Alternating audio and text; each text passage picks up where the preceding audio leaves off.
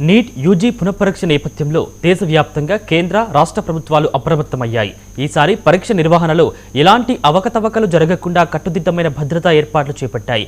గతంలో నీట్ పరీక్ష నిర్వహణపై వచ్చిన వివాదాలు, ప్రశ్నాపత్రాల లీకేజీ ఆరోపణలు, పారదర్శకతపై వ్యక్తమైన సందేహాల నేపథ్యంలో ఈసారి అధికారులు అత్యంత జాగ్రత్తగా వ్యవహరిస్తున్నారు. మాక్ డ్రిల్లో భాగంగా పోలీసులు, పారామిలిటరీ దళాలతో కలిపి 2.5 లక్షల మందికి పైగా భద్రతా సిబ్బందిని దేశవ్యాప్తంగా 5,000కు పైగా పరీక్షా కేంద్రాల వద్ద మోహరించారు. పరీక్షా కేంద్రాల భద్రత, అభ్యర్థుల ప్రవేశ ప్రక్రియ, ప్రశ్నాపత్రాల రవాణా, సీసీటీవీ నిఘా వంటి అంశాలను ముందుగానే పరిశీలిస్తూ అధికారులు ఏర్పాట్లను సమీక్షిస్తున్నారు. పరీక్ష సమయంలో ఎలాంటి ఆటంకాలు తలెత్తకుండా అన్ని స్థాయిల్లో సమన్వయం చేస్తున్నారు.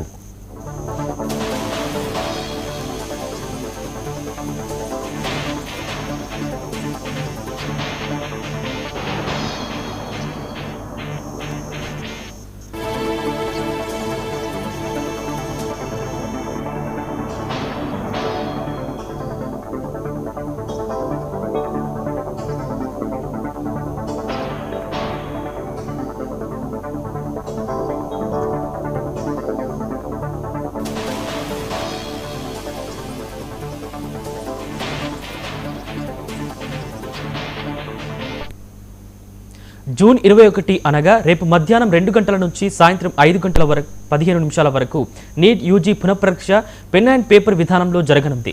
దేశంలోని 551 నగరాలతో పాటు విదేశాల్లోని 14 నగరాల్లో కూడా ఈ పరీక్ష నిర్వహించనున్నారు.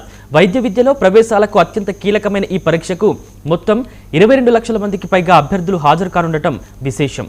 పరీక్షా కేంద్రాల వద్ద అభ్యర్థుల తనిఖీలు, బయోమెట్రిక్ ధృవీకరణ, ఎలక్ట్రానిక్ పరికరాలపై నిషేధం, సీసీటీవీ పర్యవేక్షణ వంటి భద్రతా చర్యలను మరింత కఠినతరం చేశారు.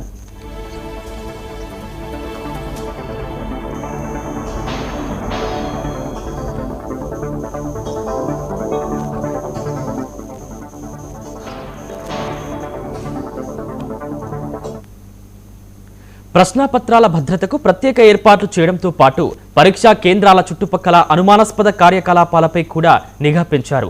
అభ్యర్థులు ప్రశాంత వాతావరణంలో పరీక్ష రాసేలా అన్ని చర్యలు తీసుకున్నామని అధికారులు వెల్లడించారు. పరీక్ష నిర్వహణలో పారదర్శకత, నిష్పాక్షికతను కాపాడటమే ప్రధాన లక్ష్యమని స్పష్టం చేశారు. దేశవ్యాప్తంగా లక్షలాది మంది విద్యార్థుల భవిష్యత్తుతో ముడిపడి ఉన్న ఈ పరీక్షను ఎలాంటి వివాదాలకు తావు లేకుండా విజయవంతంగా నిర్వహించేందుకు యంత్రాంగం పూర్తి స్థాయిలో సిద్ధమైంది.